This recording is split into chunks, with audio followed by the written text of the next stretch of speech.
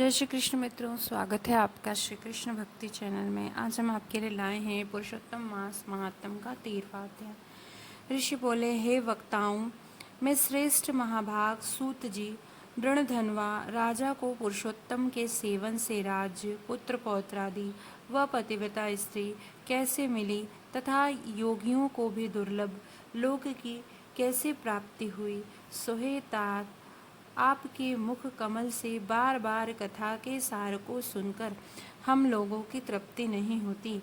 अतः इस पुरातन इतिहास को विस्तार से कहिए। हमारी भाग्य बल से ही ब्रह्मा ने आपको यहाँ भेजा है। सूत जी बोले, हे ब्राह्मणों, नारायण मुनि ने नारद जी से जो कहा था वही पुरातन इतिहास में आप लोगों से कहता हूँ। पापनाशक दृढ़धनवा का चरित्र जैसा मैंने गुरुजी के मुख से सुना है वही आप सब मुनि लोग सुनो।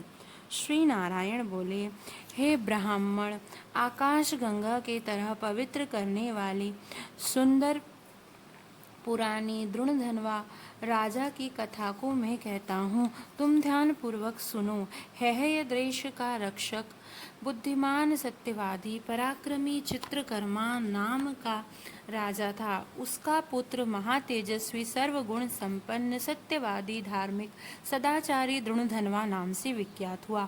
उसके विशाल नेत्र थे, चौड़ी छाती और लंबी भुजाएं थी।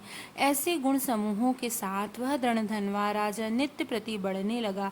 वह चतुर दृढ़धनवा एक बार के सुनने से ही अध्ययन कर लेता था, मानो पूर्व से ही वेद पढ़े हों, और ऐसा प्रकट होता था।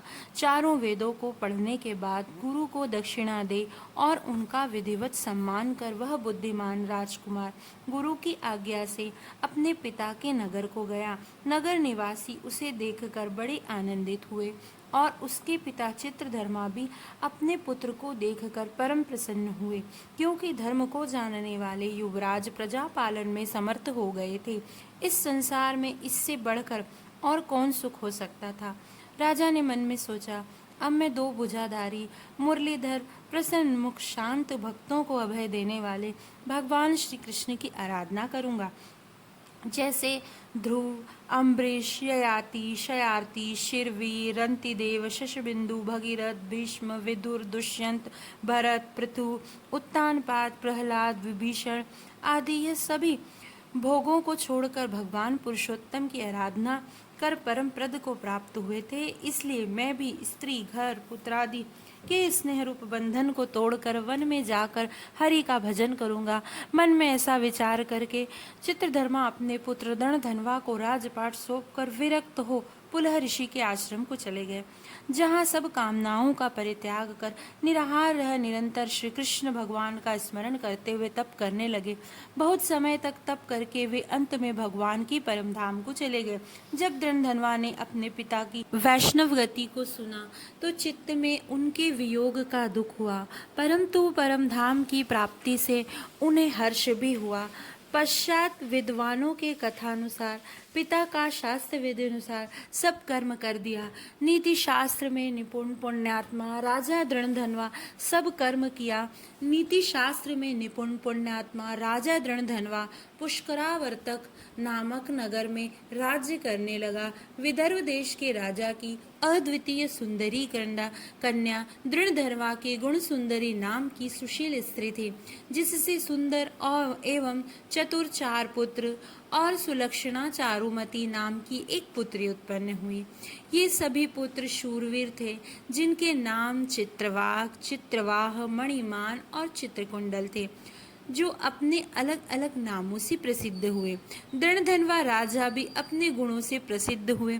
वह शांत, दृढ़ प्रतिज्ञ, रूपवान, गुणवान, शूर, श्रीमान, स्वभाव से सुंदर, अंग सहित वेदों को जानने वाले, सभा में प्रिय बोलने वाले, धनुर्विद्या में निपुण, काम, क्रोध, लोभ, मोह, मद, मत्स्य रूपी चहों शत्रुओं को जीतने वाले, क्षमा में पृथ्वी की तरह, गंभीरता में सागर के समान, समता में ब्रह्मा की भांति, कृपा करने में महादेव की तरह तथा एक स्त्री वस्त्र धारण करने में पुरुषोत्तम राम की तरह महापराक्रमी, श्रेष्ठ, धर्मवान, मानो दूसरे है वंशी कीर्तिमान के समान थे।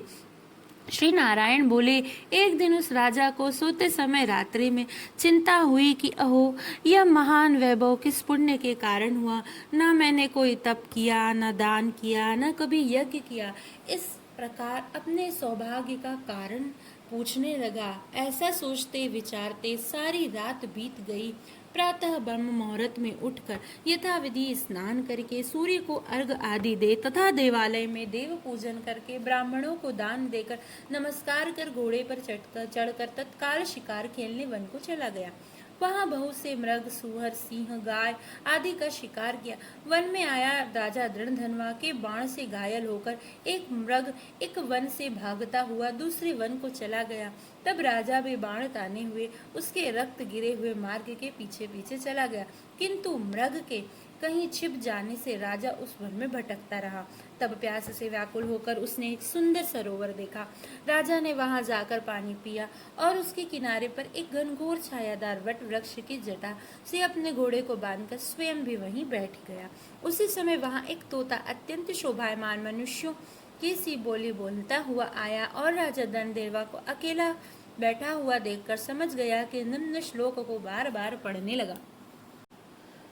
विद्यमानातुल सुख सालोक्यातीव भूतले न चित्यसि तत्वं त्वं तत्कथं पारमिष्यसि। राजन, तुम इस भूतल पर विद्यमान अतुल सुखों को देखकर तत्व के संबंध में विचार नहीं कर रहे हो तो कैसे भवसागर से पार होगे। बार बार इस पद्म को सुनकर राजा आनंद को प्राप्त हुए और मोहग्रस्त भी हो गए। तोता सार गर्भित कठोर नारियल के समान गंभीर पद को बार बार क्यों पढ़ता है, जो बड़ी कठिनाई से समझ में आने योग्य है। क्या ये ही श्री सुखदेव जी हैं, जो श्री कृष्ण के सेवक हैं। मुझ संसार में डूबे हुए मूढ़ को परीक्षित की भांति कृपा करके उद्धार करने आए हैं। ऐसा सोच ही रहे थे कि इतने में ही उनकी सेना भी राजा को ढूंढते ढूंढते वहां आ गई। इधर तोता भी राजा को आत्मबोध कराकर अंतर्ध्यान हो गया। राजा अपने नगर में आकर तोता के वाक्य को स्मरण करते रहे। उन्होंने भोजन पानी सब छोड़ दिए, गुमसुम हो गए। किसी के कितना भी बोलने से कुछ भी नहीं बोले। तब रानी ने उन्हें एकांत में पाकर राजा से प्रेम सहित कहा, हे राजन, आज ऐसे उदास क्यों हो रहे हो। उठिए उठिए, भोजन पानी कीजिए, बातचीत कीजिए। उस प्रकार रानी के समझाने पर भी राजा देवताओं को भी दुर्यज्ञ तोता के सत्य वचन स्मरण करता रहा और कुछ भी न बोला। तब रानी दीर्घ श्वास लेकर अपने पति के मानसिक दुख से अत्यंत पीड़ित हुई और स्वामी की कठिन चिंता के कारण को नहीं जान सकी। ऐसी चिंता में राजा का बहुत समय व्यतीत हुआ, किंतु संदेह दूर करने का कोई उपाय नहीं मिला। नारद जी बोले, हे मुनि, ऐसी चिंता करते हुए राजा दृढ़धनवा का क्या हुआ, सो कहिए, क्योंकि भगवान विष्णु के पवित्र चरित्र को थोड़ा सा भी सुनने से पाप नष्ट हो जाता है। श्री पुरुषोत्तम मास महात्म कथा 13वां अध्याय संपूर्ण। ओम नमो भगवते वासुदेवाय। यदि आपको मेरा ये वीडियो पसंद आया हो तो इसे लाइक कीजिए, कमेंट कीजिए, शेयर कीजिए और मेरा ये चैनल सब्सक्राइब कीजिए। जय श्री कृष्ण।